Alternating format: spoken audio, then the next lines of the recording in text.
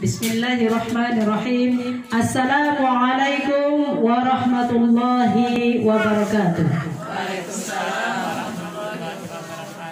Innal hamdalillah nahmaduhu wa nasta'inuhu wa nastaghfiruh wa na'udzu billahi min shururi anfusina wa min sayyiati a'malina. May yahdihillahu fala mudilla lahu wa may yudlil fala hadiya lahu. Ashhadu an la ilaha illallah wa ashhadu anna Muhammadan abduhu wa rasuluh la nabiyya ba'dah.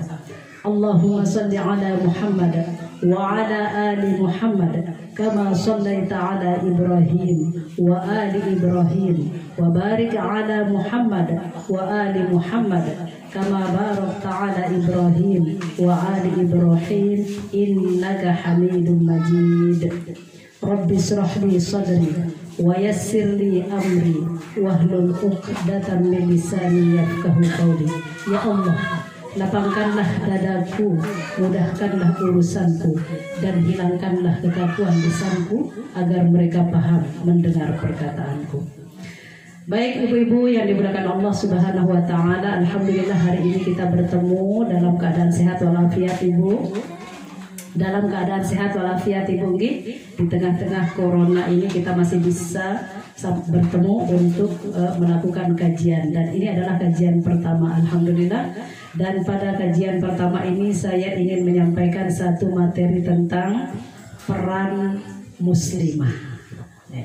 Jadi selama ini barangkali kita mengetahui peran kita hanya sebagai seorang ibu, kita lupa peran-peran yang lain. Maka ibu-ibu yang dimuliakan Allah Subhanahu wa taala, sebagai seorang muslimah kita memiliki beberapa peran, Bu. Pertama, peran kita sebagai seorang hamba Allah Subhanahu wa taala. Yang kedua, peran kita sebagai seorang anak. Yang ketiga, peran kita sebagai istri. Yang keempat, peran kita sebagai ibu. Dan yang kelima, peran kita sebagai anggota masyarakat. Banyak ibu ya? Banyak. Mestinya besok insya Allah bulan depan mesti dicatat ini, Bu, peran kita. Jadi yang pertama, peran kita sebagai hamba Allah Subhanahu wa taala. Allah Subhanahu wa taala dalam surat Az-Zariyat ayat 56 mengatakan, "Wa ma khalaqtul jinna wal insa illa liya'budun." Dan aku ciptakan jin dan manusia hanya untuk menyembah kepadaku. Manusia laki-laki dan perempuan. Jadi ketika Allah Subhanahu wa taala memerintahkan kita untuk menyembah Allah Subhanahu wa taala, maka tentu bentuk daripada penyembahan kita adalah bagaimana kita beribadah kepada Allah Subhanahu wa taala. Ibadah kita itu, Bu, ibadah ada yang mahdhah dan ada yang ghairu mahdhah. Ibadah mahdhah itu adalah ibadah yang sesuai dengan syariat Islam yang sudah ada tuntunannya, seperti sholat wajib yang 5 waktu sehari semalam, kemudian juga puasa pada bulan Ramadan, berzakat, menunaikan ibadah haji dan percaya kepada qada dan qadar. Itu adalah yang rukun Islam kita yang kelima, itu termasuk daripada ibadah mahdhah. Lalu ibadah ghairu mahdhah itu adalah ibadah yang tidak ada tuntunan syariatnya, tetapi itu bernilai ibadah. Nah, sekarang kita mulai jelaskan ibu, ibadah mahdhah itu adalah salah satu diantaranya adalah sholat, ibu. Maka kita sebagai seorang muslimah, bagaimana kita bisa menegakkan sholat kita yang 5 waktu, ibu? Sholat subuh, zuhur, asar, maghrib, isya. Jadi mengapa Allah Subhanahu wa taala menentukan sholat kita? Karena supaya kita melakukannya juga tepat waktu. Jangan sampai kita melakukan sholat subuh itu pada waktu menjelang duha. Jangan sekali-kali kita melaksanakan sholat zuhur itu mau asar. Jangan juga mau sholat asar itu mau maghrib. Nah, ketika mau sholat maghrib menjelang isya. Ketika kita mau sholat isya nanti sholatnya habis nonton sinetron gitu ya. Jangan sampai muslimah menyalahartikan waktu yang sudah ditetapkan oleh Allah Subhanahu wa taala. Jadi kalau Allah Subhanahu wa taala mengatakan sholat tepat pada waktunya, maka kita lakukan sholat tepat waktu, ibu ya, supaya Allah juga mikirin kita tepat waktu.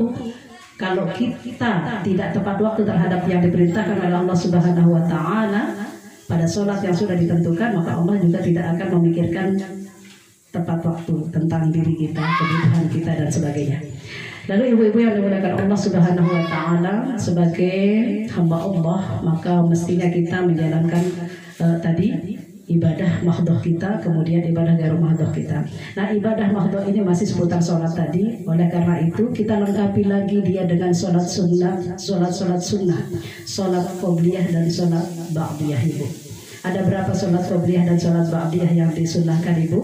Ada 12. Rasulullah Shallallahu Alaihi Wasallam mengatakan di sini, hadis yang diriwayatkan oleh At-Tirmizi, saya bacakan di bawah.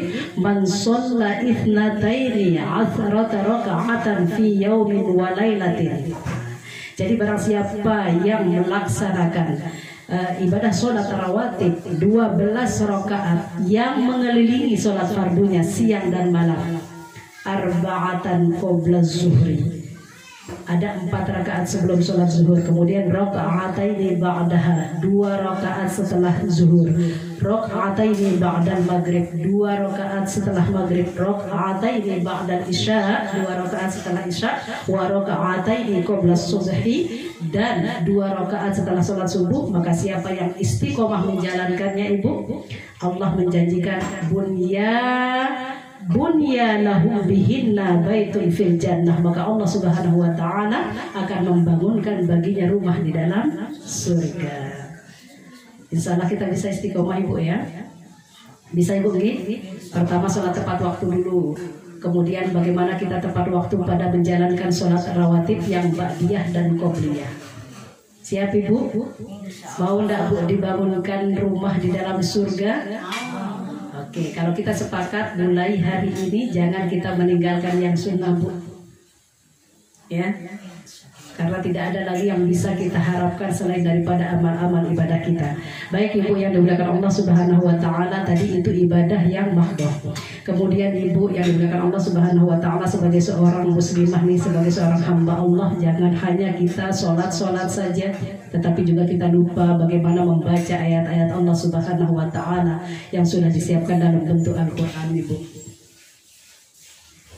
Jadi dalam sehari jangan sampai kita tidak membacanya sebelum Allah Subhanahu wa taala menghilangkan ayat-ayat yang tertulis di dalam Al-Qur'an. Maka mulai malam ini, Bu, kita mulai ngaji, ya. Perbanyak ngajinya. Kalau bisa 1 juz nih sehari. Kalau tidak bisa 2 juz, kalau tidak bisa 3 juz saja, Bu, ya. Insya Allah, Bu. Kemudian juga karena kita ini manusia banyak dosanya, Bu, ya. Mata terkadang kita pakai untuk melihat yang enggak, Bu, ya. Kita pakai melihat yang maksiat. Telinga kita pakai mendengar yang tidak baik, ya. Gosip-gosip tetangga ini tertampung semua. Kemudian juga mata, telinga, kemudian lisan kita terkadang kita gunakan untuk membicarakan kekurangan orang lain, maka dosa kita banyak sekali. Oleh karena itu apa yang harus kita lakukan, Ibu? Kita banyak-banyak berzikir dan beristighfar, banyak bersalawat, karena dengan kita beristighfar bukan hanya Allah mengampuni dosa kita, Ibu, tetapi juga menambah rezeki kepada kita. Siap berzikir, Ibu, sebanyak-banyaknya, ya. Oke, siap? Oke, insyaallah siap, Bu. Kemudian ibadah gairu mahdhah, Ibu-ibu yang dimuliakan Allah Subhanahu wa taala, banyak sekali ibadah yang gairu mahdhah. Contohnya menyiapkan tempat majelis hari ini termasuk adalah ibadah, Bu. Kita ke pasar pagi-pagi itu juga ibadah. Makanya ketika Ibu ke pasar jangan tidak berniat, harus berniat, karena innamal a'malu binniyat. Ketika kita berniat pergi ke pasar, maka Allah menjadikan dia sebagai ibadah. Ibu nyapu pagi-pagi, sapu halaman supaya bersih. Jangan menyapu saja. Kalau menyapu saja nanti halamannya saja yang bersih. Tetapi kalau Ibu berniat itu untuk ibadah, maka Allah Subhanahu wa taala akan membalasnya sebagai amal ibadah. Semua yang kita lakukan perbuatan baik, bahkan mengambil duri di jalanan, Bu, ini dikatakan adalah merupakan pokok daripada iman. Mengambil duri, Bu, ya. Apalagi ngambil duri di rumah tetangga, membersihkannya supaya tetangga kita tidak terkena, itu Masya Allah. Ketika itu mampu kita lakukan, Ibu, dengan juga pekerjaan sosial itu juga ibadah, Bu. Itu namanya ibadah gairu mahdhah. Maka apa janji Allah, Ibu? Faman ya'mal mithqala dzarratin khairan yarah wa man ya'mal mithqala dzarratin syarran yarah. Sebesar apapun, sebesar biji zarrah pun kebaikan itu Allah akan berikan balasannya, dan sebesar biji zarrah pun keburukan itu Allah juga akan berikan balasannya. Jadi ibu-ibu yang dimuliakan Allah Subhanahu wa taala, terkait dengan ibadah ini ada seorang yang bernama Rabi'atul Adawiyah. Beliau adalah seorang wanita yang sangat solehah. Beliau adalah seorang wanita yang sufi. Orang yang pertama kali menjadi seorang wanita yang sufi adalah Rabi'atul Adawiyah, yang sangat mencintai Allah Subhanahu wa taala. Maka karena kecintaannya kepada Allah Subhanahu wa taala, Rabi'atul Adawiyah sangat rajin beribadah itu. Nah, karena taatnya kepada Allah Subhanahu wa taala, maka dia membuat sebuah syair, Bu, dan syairnya itu diabadikan. Apa kata syairnya, Bu? Seandainya aku beribadah kepada Allah Subhanahu wa taala untuk mendapatkan surga, maka jauhkanlah surga dariku ya Allah. Jika aku menyembah kepadamu, jika aku beribadah kepadamu untuk jauh daripada takut kepada siksa neraka, maka jauhkanlah, maka datangkanlah siksa itu. Tetapi jika aku beribadah karena cinta kepadamu ya Allah, maka berikanlah aku balasan yang besar dan izinkanlah aku berjumpa kepadamu. Jadi Rabi'atul Adawiyah menggambarkan ketaatannya kepada Allah Subhanahu wa taala dengan mengungkapkan syair ini, Bu. Rabi'atul Adawiyah itu jarang sekali memikirkan dunia, Bu, enggak kayak kita ya. Hari ini beli cincin, besok beli gelang, lusa lagi beli ini, beli itu, dan sebagainya. Rabi'atul Adawiyah tidak, Bu. Dia selalu menata kehidupannya untuk berjumpa kepada Allah Subhanahu wa taala. Baik ibu-ibu yang dimuliakan Allah Subhanahu wa taala, dalam surat Al-Mulk dikatakan, "Allazi khalaqal mautal hayata liyabluwakum ayyukum ahsanu amala wa huwal azizul ghafur." Allah ciptakan mati, Allah ciptakan hidup untuk menguji kita, Bu. Apakah kita akan mengambil amalan yang baik atau tidak? Intinya kita diminta sama Allah untuk berlomba-lomba. Wa huwal azizul ghafur, sesungguhnya Allah Subhanahu wa taala Maha perkasa lagi Maha pengampun. Nah, jadi ibu-ibu yang dimuliakan Allah Subhanahu wa taala, itu tadi peran kita sebagai hamba Allah, Bu, ya, mesti kita taat kepada Allah Subhanahu wa taala, Bu. Kita taat beribadah, Ibu, nggih. Pertama kita tata dulu sholat kita tata kemudian qobliyah ba'diyahnya, kita tata bagaimana kita membaca Al-Quran, kita tata juga bagaimana kita berzikir kepada Allah Subhanahu wa taala, dan kita tata juga bagaimana peran-peran kita dalam hal ibadah mahdoh terkait dengan pekerjaan-pekerjaan sosial dan bahkan pekerjaan-pekerjaan kita yang sehari-hari. Kemudian selanjutnya ibu-ibu yang dimuliakan Allah Subhanahu wa taala, yang kedua peran kita sebagai anak. Ibu, peran kita sebagai anak. Kita ini rata-rata sudah punya anak, Bu. Tapi karena kita punya anak, jangan juga kita tidak merasa sebagai seorang anak gitu. Yang paling tua mungkin di sini ada yang umurnya 50 atau 55 tahun tetap saja menjadi anak karena dia pernah dilahirkan oleh seorang ibu. Ya enggak, Bu? Iya. Nah, lalu bagaimana cara kita berperan sebagai seorang anak, Bu? Allah Subhanahu wa taala dalam surat Luqman mengatakan, wa idz qala Luqmanu libnihi wa huwa ya'idhuhu ya ya bunayya la tusyrik billah innasyirka la zulmun azim. Jadi suatu ketika Luqman berkata kepada anaknya, wahai anakku, la tusyrik billah, janganlah kamu menyekutukan Allah Subhanahu wa taala, karena menyekutukan Allah Subhanahu wa taala adalah dosa yang teramat besar. Jadi ibu-ibu yang dimuliakan Allah Subhanahu wa taala, sebagai seorang anak yang dipesankan oleh Luqman adalah tentang tauhid, Bu.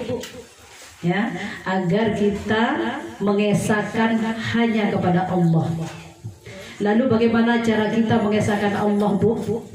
Ketika kita memiliki masalah, ketika kita memiliki persoalan hidup, maka kita juga mesti kembali kepada Allah. Nggak boleh kita ngedukun, Bu. Dikit-dikit dukun, dikit-dikit dukun, dikit-dikit dukun. Balik, Bu. Dikit-dikit Allah, dikit-dikit Allah, dikit-dikit Allah. Maka Allah mengatakan, wasta'inu bis-sabri was-shalah. Maka minta tolonglah kepada Allah Subhanahu wa taala dengan sholat dan penuh kesabaran. Jadi ibu-ibu yang dimuliakan Allah Subhanahu wa taala, menjadi seorang anak pertama kali yang diajarkan tadi tentang apa Bu? Tentang tauhid, tentang mengesahkan Allah sepenuhnya kepada Allah Subhanahu wa taala, kita serahkan hidup kita. Lalu kedua, apa yang dipesankan Allah Subhanahu wa taala kepada kita sebagai seorang anak Bu? Allah lanjutkan dalam ayat yang ke-14 masih pada surat Luqman, wa wassaynal insana biwalidayhi hamalathu ummuhu wahnan ala wahnin wa fisaluhu fi amaini anishkur li waliwalidayka ilayal masir, kata Allah. Jadi Allah Subhanahu wa taala mengatakan wa wassaynal insana liwalidayhi hamalathu ummuhu wahnan ala wahnin. Jadi berbuatlah baik kamu kepada kedua orang tuamu yang telah mengandungmu dengan rasa yang sangat berat dan bertambah-tambah, dan memberikanmu susu selama 2 tahun, menyapihmu selama 2 tahun. Maka bersyukurlah kepada Allah Subhanahu wa taala dan bersyukurlah kepada kedua orang tuamu. Jadi ibu, setelah kita diperintahkan oleh Allah Subhanahu wa taala tentang tauhid, mengesahkan Allah, lalu Allah lanjutkan di ayat berikutnya agar kita berbakti kepada kedua orang tua kita, Bu. Ibu-ibu, mohon maaf saya menanya, masih ada enggak orang tua kita, Bu? Masih ya, Bu ya? Oke. Lalu bagaimana cara kita, Ibu? Allah Subhanahu wa taala sangat detail mengajarkan kepada kita bagaimana cara kita berbakti kepada Allah Subhanahu wa taala.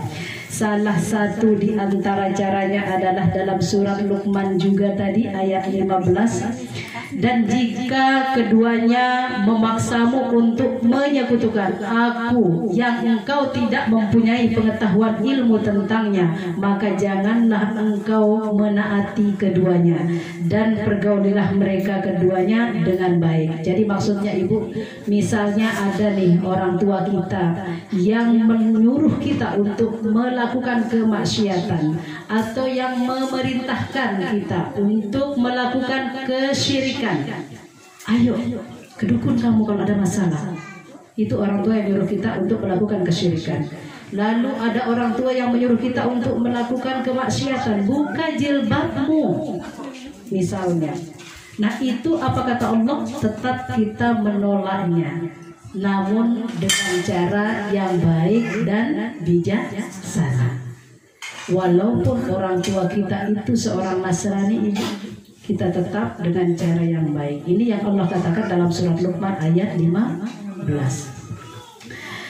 Lalu bagaimana cara kita menolaknya? Kita tolak saja, Bu, tapi dengan cara yang baik. Karena Allah Subhanahu wa taala mengatakan la ta'ata li makhluqin fi ma'siyatil khaliq. Tidak ada ketaatan terhadap makhluk selama makhluk itu memerintahkan kita untuk bermaksiat, termasuk orang tua kita. Yang Allah suruh kita berbakti kepadanya ketika menyuruh kita untuk melakukan maksiat, maka kita tolak. Tapi caranya bagaimana? Dengan cara yang baik. Lalu ibu-ibu yang dimuliakan Allah Subhanahu wa taala, dalam surat Al-Isra juga dikatakan wa qadha rabbuka alla ta'budu illa iyyahu wa bil walidaini ihsana imma yablughanna 'indaka al-kibara ahaduhuma fala taqul lahumā uffin wa la tanharhumā wa qul lahumā qawlan karīmā. Dan Tuhanmu telah memerintahkan kepadamu agar jangan menyembah selain Dia, dan hendaklah berbuat baik kepada ibu dan bapakmu. Jika ibu dan bapakmu sudah lanjut umurnya, Bu, kemudian dia tinggal bersama kita, maka janganlah kita membentaknya, janganlah kita berkata kasar kepadanya, dan janganlah berkata ih, cih, atau ah. Itu perumpamaan, Bu ya. Tidak mungkin kita bilang ah, cih, ih gitu ya. Nah itu perumpamaan. Ih saja tidak boleh, ah saja tidak boleh, sih saja tidak boleh. Apalagi kita membantahnya lebih daripada ini, Bu. Apalagi kita melawannya lebih daripada ini, Bu. Jadi dan janganlah engkau membentaknya atau janganlah engkau memarahi keduanya. Ucapkanlah kepada mereka ucapan yang baik. Jadi Allah Subhanahu wa taala, Ibu, memerintahkan kepada kita berbuat baik kepada ibu kita dengan sangat detail, Bu. jika kita pernah membentaknya ibu. Namanya kita hidup bersama barangkali, hidup bersama dengan ibu kandung kita, hidup bersama dengan mertua kita, itu sama saja. Ibu kandung kita dengan mertua kita sesungguhnya tidak ada bedanya. Nah, mungkin kita pernah membentaknya. Ibu pulang dari ngaji nanti mesti minta maaf. Siap minta maaf, Bu? Kita minta maaf itu tidak mengurangi rasa hormat kita. Mungkin kita sekarang sudah ada yang menjadi bos ini ya. Ibu kita tidak menjadi apa-apa, maka tetaplah kita meminta maaf ibu untuk mendapatkan keridhaannya. Karena ridhullah wa ridhul walidain, ya. Keridhaan orang tua itu adalah keridhaan Allah Subhanahu wa taala. Kalau kita setiap hari membentaknya, membuat perasaan, memberikan perasaan kepadanya, maka kita telah melalaikan surga dunia kita. Baik ibu-ibu yang dimuliakan Allah Subhanahu wa taala, terkait bagaimana ketaatan kita terhadap orang tua kita, terhadap ibu kita, saya ingin bercerita tentang bagaimana Uwais Al-Qarni. Uwais Al-Qarni ini mau diceritain enggak, Bu? Ya. Jadi Uwais Al-Qarni ini adalah seorang pemuda yang tidak terlalu tampan, Bu. Dia juga memiliki penyakit kulit. Tetapi mengapa Rasulullah Shallallahu alaihi wasallam menceritakan kepada Umar bin Khattab agar menjadikan Uwais Al-Qarni sebagai wasilah untuk dikabulkan doanya. Jadi suatu ketika ibu daripada Uwais Al-Qarni berkata kepada Uwais Al-Qarni, "Wahai Uwais anakku, aku ingin haji." Lalu Uwais Al-Qarni berkata, "Bagaimana caranya menghajikan ibu ini? Antara negeri Syam sama Mekah itu sangat jauh." Lalu Uwais Al-Qarni berpikir gimana caranya ya. Akhirnya Uwais Al-Qarni membeli sebuah lembu, seekor lembu yang kecil. Lalu kemudian lembu ini digendong dari negeri Syam sampai ke Mekah. Berbulan-bulan lamanya hingga mencapai 8 bulan, besarlah lembu itu digendongannya. Uwais Al-Qarni bolak-balik dari negeri Syam menuju Mekah. Lalu Uwais Al-Qarni oleh masyarakat dikatakan sebagai orang yang gila, Bu. Tetapi masyarakat tidak tahu apa niat daripada Uwais Al-Qarni. Ternyata apa, Bu? Uwais Al-Qarni itu membeli lembu sampai menunggu lembunya besar dan digendong dari negeri Syam menuju ke Mekah. Itu tujuannya adalah melatih dirinya untuk menggendong ibunya, Bu. Ya sedih ya. Ya Allah, kita ada enggak yang begitu, Bu? Ada enggak yang menggendong ibu kita untuk sekedar mungkin berobat ke rumah sakit? Ini Uwais Al-Qarni dari negeri Syam menuju Mekah. Lalu setelah Uwais Al-Qarni sudah merasa enak menggendong lembu yang sudah besar ini, maka dikatakan kepada ibunya, "Ayo ibu, berangkat naik haji." Lalu digendonglah ibunya oleh Uwais Al-Qarni. Mengapa tidak berat menggendong ibunya, Bu? Karena dia sudah latihan selama 8 bulan lamanya bolak-balik dari negeri Syam menuju Mekah. Lalu berhajilah ibunya, Bu. Alhamdulillah. Itulah mengapa Rasulullah Shallallahu alaihi wasallam menobatkan Uwais Al-Qarni sebagai orang yang sangat mulia di muka bumi ini. Lalu kemudian Uwais Al-Qarni setelah menghajikan ibunya, dia ingin pergi berjumpa kepada Rasulullah Shallallahu alaihi wasallam. Lalu Uwais Al-Qarni pergi ke rumah Rasulullah Shallallahu alaihi wasallam, namun tidak bertemu dengan Rasulullah karena Rasulullah sedang berperang.